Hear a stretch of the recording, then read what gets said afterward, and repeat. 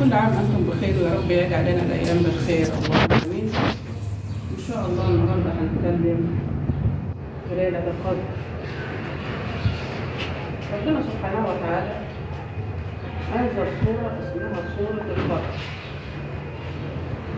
ربنا سبحانه وتعالى بيقول إنا أنزلناه في ليلة القدر وما أدراك ما ليلة القدر. ليلة القدر خير من 1000 شهر تنزل الملائكة والروح فيها بإذن ربهم من كل أمر سلام هي حتى مطلع الفجر. صدق الله العظيم. احنا لو لاحظنا في كلمات الآية هنلاقي سبحان الله العظيم كلمة ليلة القدر انذكرت 3 مرات. ربنا بيقول إنا أنزلناه في ليلة القدر وما أدراك ما ليلة القدر. جه بعد كده قال إيه؟ ليلة القدر. يبقى كلمة ليلة القدر ذكرت في السورة 3 مرات، وكلمة ليلة القدر 9 حروف. العلماء قالوا 9 حروف وذكرت 3 مرات، لو ضربنا 3 في 9 يطلع 27، تبقى ليلة 27. خلي بالك الناس اللي بتسأل ليلة القدر امتى؟ بعض العلماء قالوا كده، قالوا هي ذكرت 3 مرات وكلمة ليلة القدر 9 حروف، لو ضربنا 3 في 9 يطلع 27، تبقى ليلة القدر ليلة 27. ده رأي من الآراء. وفي رأي ثاني خلي بالك، قال بالنسبة لليلة القدر إن هي ممكن تبقى في أي ليلة في شهر رمضان، ممكن تبقى في أي ليلة. خلي بالك يا حبيبي، يعني إيه ليلة القدر؟ ليلة القدر الليلة الوحيدة في السنة. خلي بالك ليلة القدر الليلة الوحيدة كل سنة أو كل عام بمعنى أصح اللي بينزل فيها سيدنا جبريل الأرض. الليلة الوحيدة بعد موت سيدنا عليه الصلاة والسلام، بعد أن لقي وجه الله سبحانه وتعالى، الليلة الوحيدة اللي سيدنا جبريل بينزل فيها تاني الأرض، بينزل كل سنة مرة في ليلة القدر. ربنا بيقول تنزل الملائكة والروح. الروح قالوا إن هو سيدنا جبريل عليه السلام. سيدنا جبريل عليه السلام يقال إن له 600 جناح. خلي بالكم يا شباب، سيدنا جبريل عليه السلام يقال إن له 600 جناح. فيه جناح ما بيفردوش غير في الليلة دي، ليلة القدر، والجناح يصل ما بين السماء والأرض. جناح من 600 جناح يصل ما بين السماء والأرض. سيدنا جبريل عليه السلام له 600 جناح زي ما ورد. فيه جناح منهم ما بيفردوش غير في الليلة دي. بينزل سيدنا جبريل والملائكة كما قال الله، قال تنزل الملائكة والروح فيها، يعني في الليلة دي بإذن ربنا. خلي بالك الملائكة وسيدنا جبريل بينزلوا بأمر الله. يقال إن الملائكة في الليلة ديت بتبقى عدد الحصى، عدد الحصو اللي موجود في الأرض. بينزل سيدنا جبريل والملائكة ومعه لواء أخضر. خلي بالكم بقى، فيركزه على ظهر الكعبة. في الليلة ديت اللي هي ليلة القدر، لما سيدنا جبريل عليه السلام بينزل الأرض بيبقى معاه لواء، يعني راية خضراء، يحطها على ظهر الكعبة.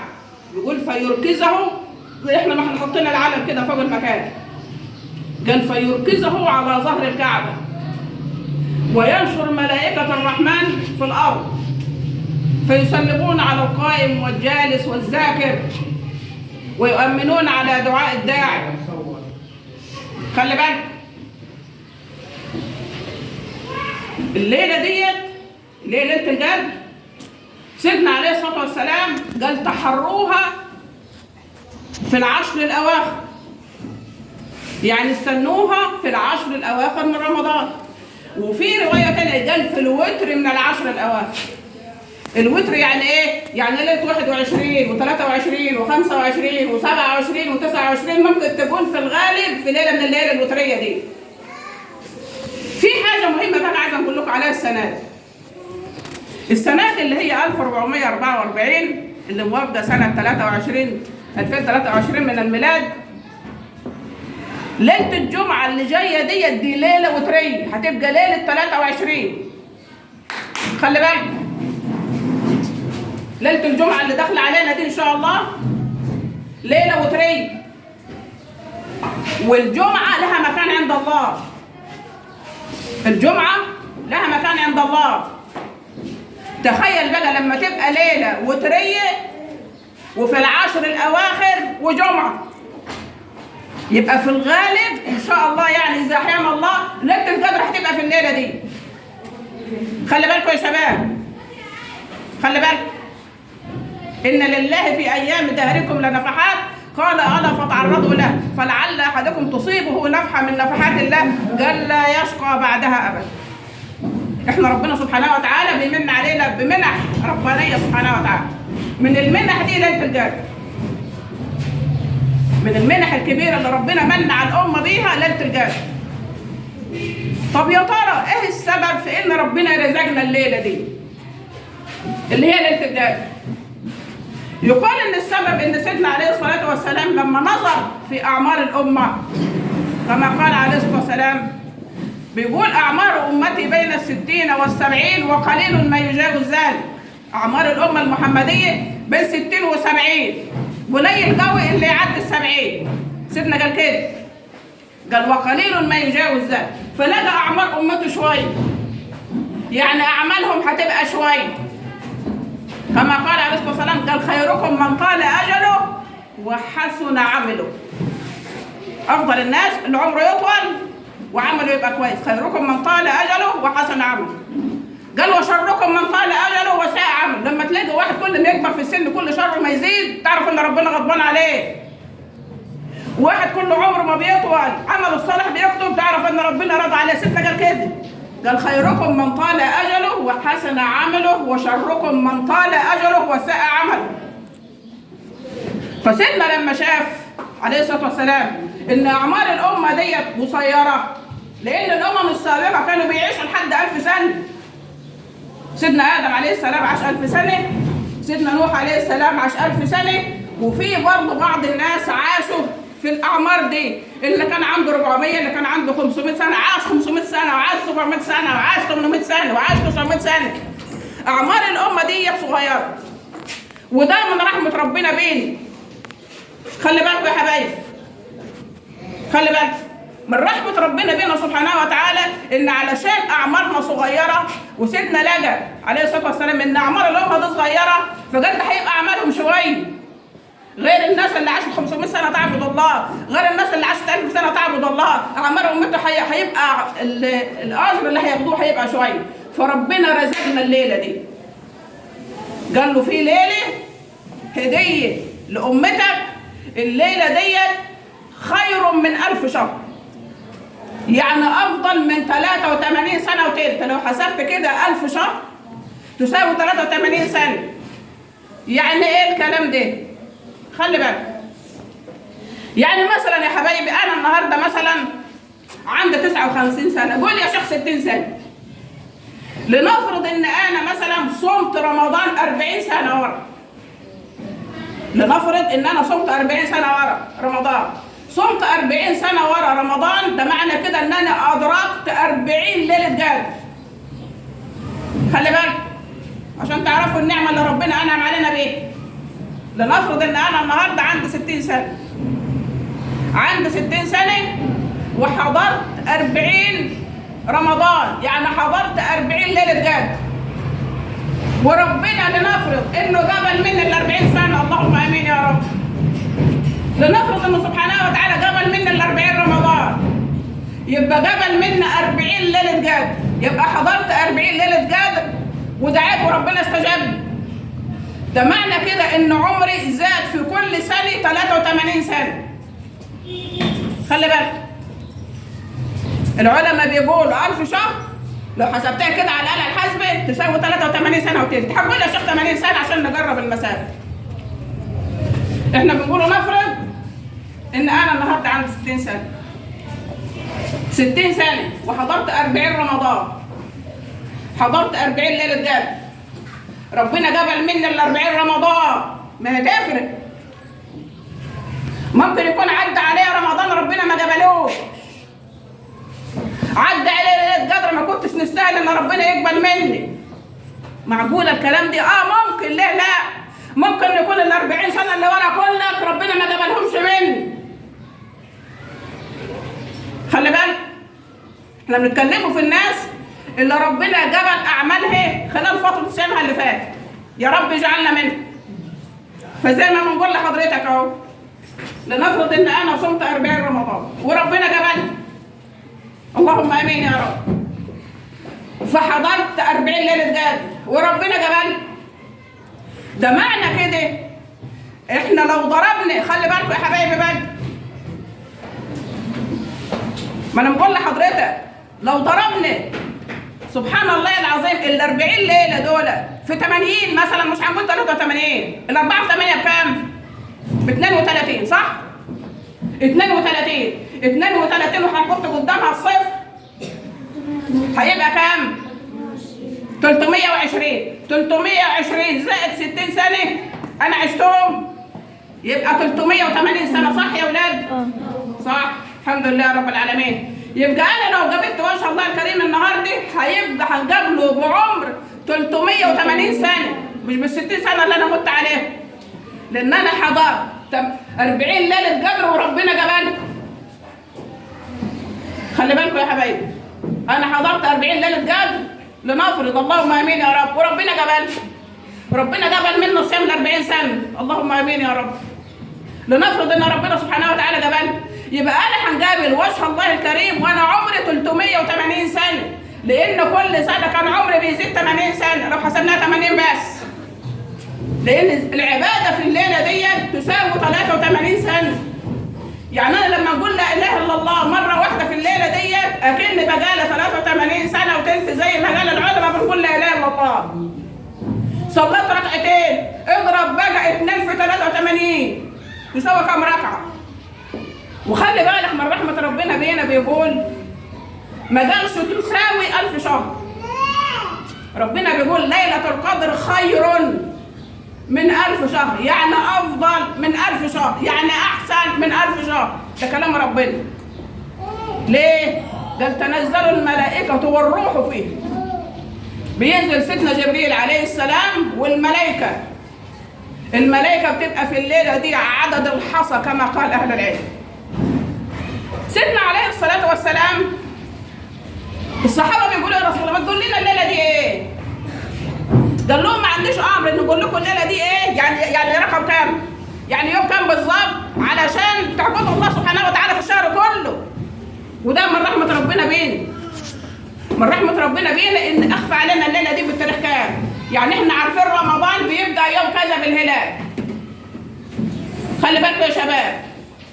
شوال بيبدأ يوم كذا، خلاص احنا خلاص صيام بكره في عيد بكره. لكن ما عندناش في السنه ليله القدر في الليله الفلانيه، مش محدده. ليه؟ لان لو عرفنا ان هي في الليله الفلانيه هنعبد الله في الليله دي وما نعبدش الله في الباقي. بدليل اللي احنا شايفينه في المساجد ان الناس في اول 10 من رمضان تلاقيهم كلها في المساجد، ال10 الثانيين تلاقي المسجد نفض، حتى ما يبدأ ال10 الاخرانيين تلاقي المسجد زاد، يقول لك اخذ ليله القدر في ال10 دول. سبحان الله العظيم. فمن رحمة ربنا بينا انه اخفى عننا الليلة دي. اخفاها عننا عشان نجتهد في الشهر كله، لان زي ما قلنا في بداية كلامنا في بعض اهل العلم قال لك ممكن الليلة دي تكون في اول ليلة من رمضان، ليلة القدر. لان ربنا قال ايه؟ إنا انزلناه، يعني القرآن قال في ليلة القدر. يعني القرآن نزل في الليلة دي على سيدنا عليه الصلاة والسلام. أول نزول القرآن كان في رمضان وكان في ليلة القدر كما قال الله، قال إنا أنزلناه في ليلة القدر. في آية تانية ربنا بيقول إنا أنزلناه في ليلة مباركة. يعني الليلة دي ليلة مباركة، مش ليلة عادية، ليلة لها مكان عند الله. خلي بالكم يا شباب، خلي بالكم يا حبايبي. فربنا سبحانه وتعالى من رحمته بنا ان رزقنا الليله دي رزق. سيدنا جبريل عليه السلام لما بينزل في الليله دي ومعاه الملائكه عليهم جميعا الصلاه والسلام، خلي بالك بعد الليله ما تنتهي ليله القدر، خلي بالكم الكلام اللي جاي بقى مهم. بعد ليله القدر ما بتنتهي خلاص الليله خلص. الليله دي مثلا كانت ليله القدر والليله خلص. الليله بتخلص امتى؟ الليله بتخلص بشروق شمس. خلي بالكم بقى عشان نركز. الليله بتبدا من اذان المغرب، ده بدايه ليل. المغرب ابدا يبقى الليل دخل. خلي بالكم الليله بتنتهي بشروق شمس. يعني مثلا النهارده الشمس طالعه الساعه 5:30 و4 دقائق، 5:30 و3 دقائق لسه ليله القدر موجود. ربنا قال الكلام ده في القرآن، خلي بالكم وناخد بالنا. ربنا بيقول سلام هي حتى مطلع الفجر. ما قالش فيه مطلع الفجر ولا قال عند مطلع الفجر، قال سلام هي حتى مطلع الفجر. حتى مطلع الفجر يعني ايه؟ يعني حتى ينتهي وقت الفجر. وقت الفجر بينتهي امتى؟ وقت الفجر بينتهي بشروق شمس. وقت الفجر بينتهي بشروق شمس. يعني ايه الكلام ده؟ يعني انا مثلا راحت عليا نوم وقمت بعد الفجر مدا بنص ساعه، ممكن نصلي الصبح حاضر، لسه الشمس ما طلعتش. لسه الساعه بتقول ان الشروق كذا، خلاص يبقى لسه هنلحق الصبح حاضر ان شاء الله. الشمس طلعت يبقى الصبح ضاع مني، يبقى الفجر ضاع مني، يبقى هنصلي الصبح قضاء زي ما بنصلي الظهر قضاء مثلا لو العصر يدن عليه. وخلي بالكم من رحمه ربنا بينا، السنه الوحيده اللي ما بتسقطش هي سنه الفجر. يعني ايه؟ يعني مثلا سنه المغرب، العشاء اللي انا ما صليتش ركعتين سنه المغرب خلاص ضاعت عليا السنه. الفجر انت لو ما صليتش الشافعي والوتر خلاص ضاع مني الشافعي والوتر. لكن سنه الفجر خاصه ما بتقعش غير باذان ظهر. شايفه من رحمه ربنا بينا، من رحمه ربنا بينا لمكانه الفجر. ربنا سبحانه وتعالى مدلك المده، قال لك هي وقعت منك سنه الفجر، لما تيجي بقى تصلي الصبح صلي الصبح الاول وبعد كده صلي سنه الفجر. احنا متعودين طبعا وعارفين الكلام ده ان سنه الفجر بنصليها قبل الفرض. الراجل الشيخ ادن للفجر، الكلام ده لو احنا في المساجد او بره المساجد، صلى ادن الفجر بيقوم الكل يصلي سنه الفجر، وبعد ما يخلصهم يقوم ينوي يصلي الصبح. يبقى دي السنه الوحيده المقدمه، السنه المؤكده الوحيده المقدمه هي سنه الفجر، بنصليها قبل الفرض. الشفع والوتر بنصليه بعد العشاء. سنه المغرب بنصليها بعد المغرب. لكن السنه الوحيده المقدمه واللي ما بتقعش سنه الفجر. لمكانه الفجر، لمكانه الفجر، لان ربنا سبحانه وتعالى قال في القران، قال وقران الفجر ان قران الفجر كان مشهودا. مشهودا يعني بتشهده الملائكه. خلي بالكم يا حبايبي، ربنا بيقول وقران الفجر ان قران الفجر كان مشهودا، يعني تشهده الملائكه. في ملائكه بتنزل مخصوص للفجر. تخيل بقى الملك يبقى نازل لك مخصوص عشان صلاه الفجر وانت قاعد على نص صلاه الفجر.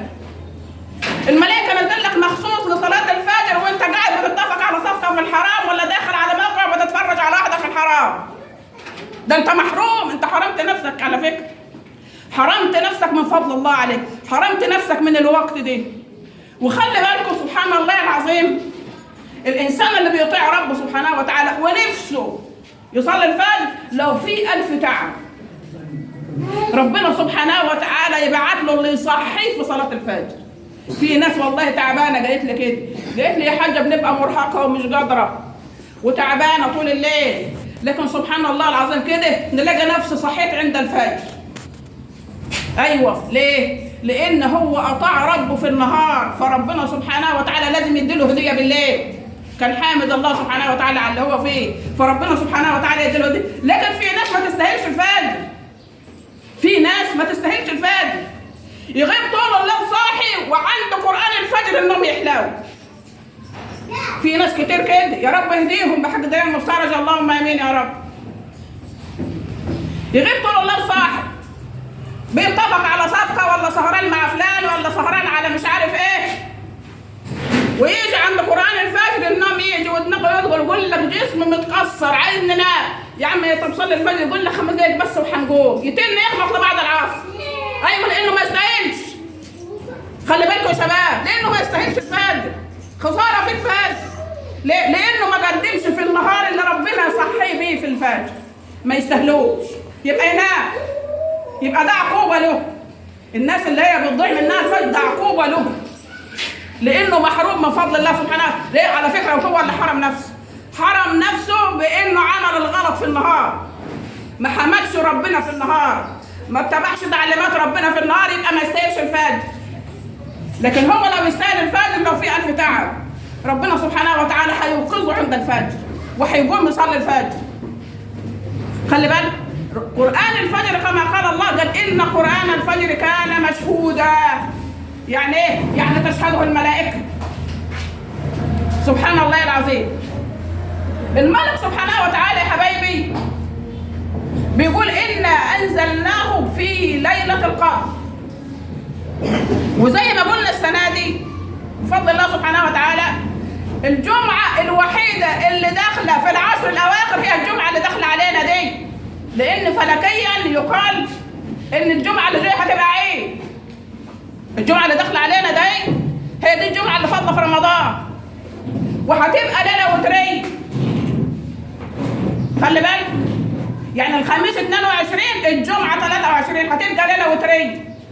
بما إنها ليلة وترية وفي رمضان وفي العشر الأواخر، يبقى 70-80% ممكن تكون الليلة دي ليلة القدر. ليه لا؟ وفي الغالب يا حبايبي إن شاء الله هتبقى في الليلة دي، نتمنى اللهم آمين. ليه؟ لأن الليلة دي من غير ليلة القدر لها مكان.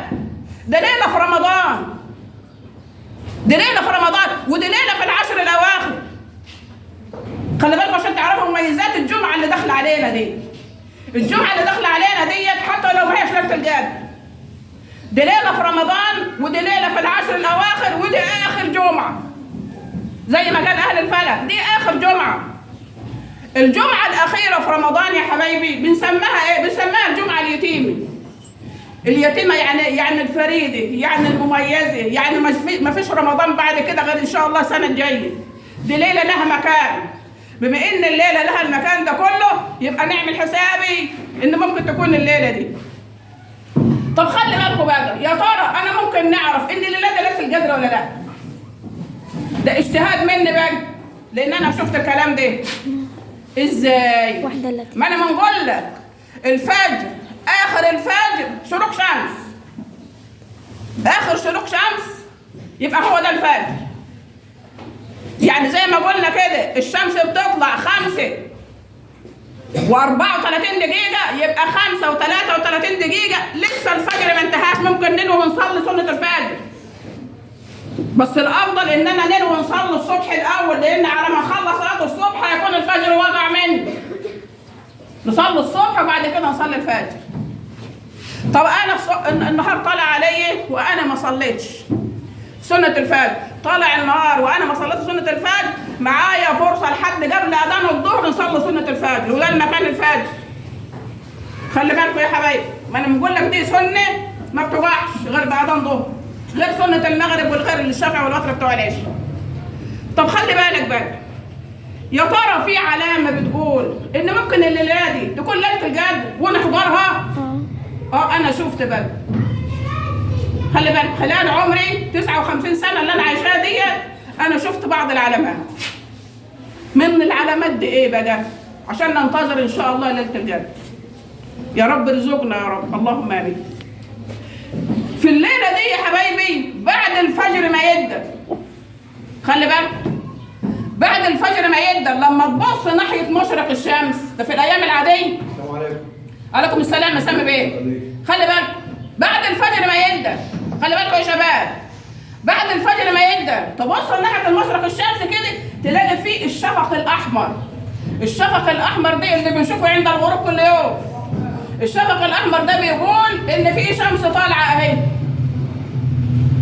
خلي بالكم يا اولاد، ركزوا يا شباب. احنا بنقول ازاي نعرف ان الليله دي ممكن تكون ليله القدر. العلامه اللي انا شفتها ويا رب كلنا ندركها اللهم امين يا رب، اللي هي ايه؟ احنا متفقين ان الملائكه وسيدنا جبريل بينزلوا في الليله دي كما قال الله، قال تنزل الملائكه والروح فيه. سيدنا جبريل والملائكه بينزلوا في الليله دي، ليله القدر. سبحان الله العظيم. والملائكه مش عاديه، ده بقول لك عدد الحصر. طب يا ترى انا نعرف ان الليله دي ليله القدر او لا؟ هنحضرها بعون الله. ازاي؟ معروف يا حبايبي، دي العلامه اللي انا شفتها، ان ناحيه مشرق الشمس طول السنه تبص ناحيه المشرق كده تلاقي فيه شفق احمر بعد الفجر. الشفق الاحمر ده بيقول ان في شمس طالعه. في الليله دي ما بتشوفش الشفق الاحمر ده بعد الفجر، بتشوف المشرق ابيض زي المغرب. ده انا شفته كذا سنه، مش سنه واحده. والسنه اللي فاتت انا سجلته فيديو ورفعته على الفيس يوم. بتشوف المشرق زي المغرب ابيض، مفيش الشفق الاحمر. ليه؟ قال لك لان كثره الملائكه في الليله ديت بتغطي على اشعه الشمس فتبان نور، لان الملائكه مخلوقين من النور. خلي بالكم ركزوا. كثره الملائكه على الارض في الليله دي بتغطي على حراره الشمس فبتبان نور، فما بيبانش الشفق الاحمر ده. انا شفته بقى زي ما انا شايفاكم كده، ما بنشوفش الشفق الاحمر ده. مش كده وبس، ولما الشمس تطلع تلاقي الشمس طالعه شكلها زي اللمضه دي بالظبط، شكل القمر، بيضه مش صفرة. مش كده وبس، وتطلع الشمس من غير شعاع.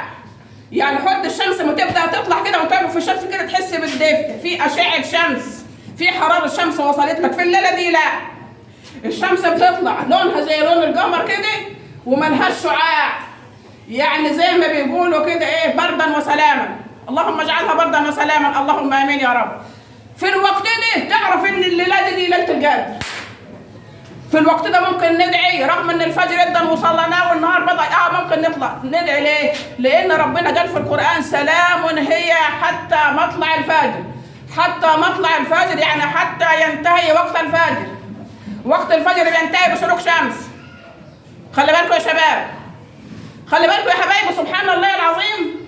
زينا كده يا جماعه اهل اللغه العربيه ما بيقول حتى تاتي في اخر الكلام. يعني ايه؟ يعني لما نقول اكلت السمكه حتى زيلها، يعني كلتها كلها حتى ديلها كلته. جماعه اللغه العربيه بيقولوا كده. فربنا لما قال سلام هي حتى مطلع الفجر يعني حتى ينتهي وقت الفجر، يعني طول ما لسه الشروق ما بدأش نعرف ان دي الليله ممكن ندعي. وربنا سبحانه وتعالى يقبل مني، هيقبل مني بس بشروط. طب ايه الدعوه اللي انا هندعيها في ليله القدر دي؟ زي ما ورد في السنه، السيده عائشه بتقول له يا رسول الله لو علمت اي ليله القدر فماذا اقول؟ قال لها هتقولي اللهم انك عفو تحب العفو فاعف عني. مفيش اكتر من كده بنص الحديث. وخلي بالكم السيده عائشه قالت له لو علمت، يعني لو عرفت، ما قالتلوش لو شفت. يعني مش لازم نشوف علامه، لا مش لازم نشوف علامه. خلي بالكم يا حبايبي، مش لازم نشوف علامه ليله القدر. انا كنت قاعده مع جماعه عايشين في المدن الكبيره وبنتكلم في ليله القدر، فبنقول لهم على فكره العلامه سهله. انت لو خدت بالك هتلاقي في الليله ديت لو بصيت لمشرق الشمس هتلاقي مشرق الشمس ما فيش الشفق الاحمر. قالت لي يا حاجه العمارات بتبقى كاسيه المكان جنبي ما بنشوفش مشرق الشمس. واخد بالك؟ ده معنى كده ان انا مش هنعرف، مش هنحضر. لا هنحضر بعون الله سبحانه وتعالى، هنحضر. خلي بالك حتى ولو ما شفتش العلامات بتقول له لو علمت. طب احنا ما فيش حد هيقول لنا ليله القدر امتى؟ الناس الصالحين زمان كانوا بيتنبأوا بيه، الناس اللي ربنا كشف لهم. يا رب اكشف لنا من رحمتك اللهم امين يا رب. كان يقول لك ان شاء الله هتبقى الليله ده وهتبقى الليله الجايه. لكن احنا خلاص ذنوبنا غطت على قلوبنا بكل ما تحمل الكلمه، غطت على قلوبنا فما فيش نور نشوف بيه. الرسول عليه الصلاه والسلام كان يقول اتقي فراسه المؤمن فانه ينظر بنور الله. في ناس بتبقى قاعده كده ويقول لك قوم يد افتح الباب، فلان بره بيخبط. ويطلع فعلا فلان بره بيخبط. دي ناس كان مكشوف عنها. ليه؟ لان جواهم نظيف، فربنا كشف لهم من نوره، كانوا بيتنبؤوا باللي بيحصل. ودي من الكرامات بتاعت الناس الصالحين. اللهم اجعلنا من الصالحين. يبقى انا ممكن مش لازم نشوف علامه. طب انا مش عارف هي امتى وما شفتش علامه، عود نفسك يا عم في العشر الاواخر خاصه وانت بتصلي العشاء كده، او لو من غير صلاه العشاء في اي وقت قول اللهم انك عفو تحب العفو فاعف عنا. ربنا هيقبلها، هيقبلها بعون الله، بس بشروط عشان ما نضحكش على بعض. بشروط يعني ايه؟ زي ما اتفقنا السيدة عائشة بتقول يا رسول الله لو علمت أي ليلة القدر فماذا أقول؟ قال لها هتقول اللهم إنك عفو وتحب العفو فاعف عنا. ليه؟ اشمعنى الدعوة دي؟ ما قال لهاش ليه يقول اللهم إنك كريم تحب الكرم اكرمني، ستار تحب ستر استرني، رزقك تحب الرزق ارزقني. اشمعنى عفو وتحب العفو؟ ليه بقى؟ لأن أنا لو مريض وربنا عفى عني هيشفيني، لو عشت ضيقه وربنا عفى عني هيوسع رزقي، لو خايف من مشكله ان حد يفضحني وربنا عفى عني هيسترني. اللهم استرنا فوق الارض وتحت الارض ويوم العرض اللهم امين. فكلمه العفو شملت كل شيء. عشان كده ايه سيدنا قال لها هتقولي لو عرفت ان ليله القدر الدعوه اللي تدعيها تقول اللهم انك عفو تحب العفو فاعف عني. طب خلي بالك بقى احنا بنقول الدعاء في ليله القدر ربنا مش هيقبله من اي حد. خلي بالكم بقى الكل يركز معايا. الدعاء في ليله القدر مش اي حد هنقبل منه الدعاء ولا الصيام حتى. خلي بالكم يا شباب، رب صائم ليس له من صيامه الا الجوع والعطش، ورب قائم ليس له من قيامه الا التعب. في ناس ما بتخش على صيامها غير انه جوعان وعطشان بس، هو ده الاجر اللي هتاخده. مش هيغفر له ذنوبه بسبب صيامه لانه ما صامش. يعني ايه؟ يعني عين فطرت وبصت للحرام، ودن فطرت وسمعت الحرام، رجل فطرت وسمعت ومشت للحرام، ايد فطرت ومدت للحرام، لسان فطر واتكلم في الحرام. يبقى الصيام عشان ربنا يقبله مني لازم يبقى صيام كامل. زي ما قال اهل العلم في صيام اسمه صيام العوام، وفي صيام اسمه صيام الخواص، وفي صيام اسمه صيام خواص الخواص. اللهم اجعلنا منهم يا رب. طب خلي بالك بقى، احنا بنقوله مش اي حد ربنا هيقبل منه ليله القدر حتى وان شاف العلامه. ليه؟ خلي بالك من الحديث. بعد ما بتنتهي ليله القدر سيدنا جبريل بيقول للملائكه اللي معاه الرحيل الرحيل، يلا الليله انتهت، يلا الليله انتهت. الملائكه الموجودين معاه يلا خلاص مهمتنا انتهت، يطلعوا تاني. فهيسألوه يقولوا له يا جبريل ماذا فعل الله الليلة بأمة محمد؟ ربنا عمل ايه الليلة دي مع أمة محمد؟ اهو ده الفيصل بقى. هيرد عليه السلام ويقول غفر له ورحمه وعفى عنهم إلا 4. يا رب ما نكونوش منهم اللهم آمين. واللي فيه واحدة من ال4 دولت يركز ويريد يصلح قبل ما ندخلوا العشر الأواخر. احنا دخلنا على فكرة من البارح، احنا دخلنا العشر الاواخر من البارح. هتقولي لي بس البارح يا حاجه كان 20. بما ان رمضان 29 زي ما قال الشيخ الشعراوي الرسول قال تحروها في العشر. ده معنى كده ان لو خدنا من 21 هيبقوا 9 مش هيبقوا 10. قال لك ناخد يوم من ال10 اللي هم الوسط عشان نكمل العشر الاواخر. يعني الليله العاشر بدات من يوم 20. ايوه بدات من يوم 20. خلي بالك مش من يوم 21. ده السنه دي بالنسبه للسنه دي لأن رمضان فلكيا بيقولوا 29. خلي بالكم يا حبايبي، سيدنا جبريل عليه السلام الملائكة بيسألوه بعد ما تنتهي ليلة القدر يا جبريل ماذا فعل الله الليلة بأمة محمد؟ ربنا عمل معاهم ايه الليلة دي؟ هيقول غفر له ورحمه وعفى عنه. يا رب اجعلنا منهم يا رب. قال إلا 4. كل واحد فينا يركز بقى هو واحد من ال4، واذا كان واحد من ال4 يحاول يصلح وتبقى نصيبه لو فيه ال4. ايه هم ال4؟ قال مدمن خمر. مدمن الخمر ربنا مش هيقبل منه في الليله دي، لا ده مش هيقبل صيامه كمان. مدمن خمر وعاق لوالديه، لان الرسول لما اتكلم في العقوق قال العاق لوالديه ربنا ما بيقبلش منه لا صرف ولا عدل. لا صرف ولا عدل، يعني ربنا ما بيكبرش منه لا سنه ولا فرض، العق الوالدين. خلي بالكم يا حبايبي، مدمن خمر، عق الوالدين، قاطع رحم، اللي قاطع ابوه واخوه وصاحبه والمسلمين، اهو ده برضه من ضمن الناس اللي مش هيقبل منها ليله القدر دي، حتى لو حضرها، حتى لو غاب طول الليل يصلي، بما انه قاطع للرحم مرفوع. سيدنا جبريل قال كده، بيقولوا له ربنا عمل ايه لنادم عمد محمد؟ قال لهم غفر لهم ورحمهم وعفى عنهم الا 4: مدمن خمر، وعاقل والديه، وقاطع رحم، ومشاحن. قالوا ومن المشاحن؟ قال المصارم الذي يهجر اخاه فوق 3. اخوه هنا معناه اخوه المسلم، مش اخوه ابن امه وابوه بس، ده احنا قطعنا ابونا واخونا واختنا وعمنا وخالنا وجيراننا، قطعنا المسلمين كلها، بندبر لهم كمان في المصايب. يبقى ربنا يقبل منه صيام ازاي؟ يقبل منه ليله القدر ازاي؟ ده احنا نبقى بنهزر. خلي بالكم يا حبايبي، سيدنا جبريل بنأكد الكلام. سيدنا جبريل عليه السلام بعد ما بتنتهي الليله دي اللي هي ليله القدر، الملائكه بيسالوه يا جبريل ماذا فعل الله الليله بامه محمد؟ هيقول غفر لهم ورحمهم وعفى عنهم الا 4: مدمن خمر، الكلام ده نقولوه اللي في البيوت، مدمن خمر، وعاقل والديه، وقاطع رحم، ومشاحن. اللي فيه واحده من ال4 دي يصلح عشان ربنا يقبل منه، لان يا عالم رمضان هيجي تاني ولا لا. ال4 دولت مرفوضين، ال4 دولت محرومين من فضل ليله القدر، محرومين من 83 سنه ينضافوا لعمره. ايوه، محرومين من ان ينضاف لعمر كل سنه حضرتها رمضان 83 سنه. بقينا نحرم نفسي من 83 سنه في الاجر علشان خاطر خايف نعتذر، مكسوف نعتذر، متكبر نعتذر، متكبر نروح لامه ونقول لها حقك عليا يوم انا غلطان، متكبر نروح لجاري ونوصله ونقول له معلش انا غلطت حقك عليا، متكبر ان انا عملت الغلط ونصلحه. يبقى ما نستاهلش، لان الكبر صفه من صفات الله.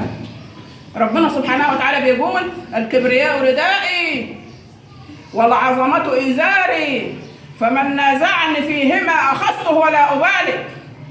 ربنا قال كده في الحديث القدسي، اللي يتكبر على إنه يصلح غلطه ربنا قال أخذته ولا أبالي، ما يصعبش عليه.